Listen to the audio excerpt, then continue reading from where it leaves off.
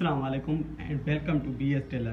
दोस्तों, आज मैं आपको कुछ कटिंग के हवाले से कुछ टिप्स बताऊंगा कि बहुत सारे दोस्त परेशान होते हैं कि यार हाला हमारा सही नहीं होता और मूढ़ा भी सही नहीं करता।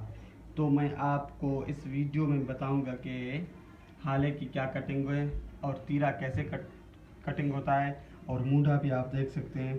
बिल्कुल ये मैंने ऑलरेडी काट लिया है सूट, तो आप देख सकते हैं ये हाला है। ठीक है, तो यहाँ से लेकर यहाँ तक जो हमारा हाले का होता है वो मैंने 2.5 इंच का नाप लिया था।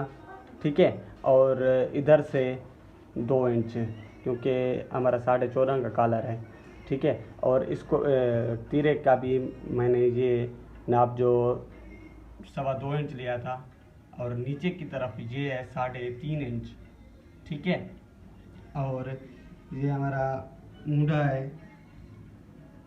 9 इंच से थोड़ा कम है। ठीक है, तो हमारा तैयार जो होगा करीब 8.25 इंच तैयार हो जाएगा। तो आप इस पर मेरे मुकम्मल वीडियो बनी हुई हैं बहुत सारे, आप वहां से जाके देख सकते हैं। तो मेरे चैनल को सब्सक्राइब करना ना भूलें।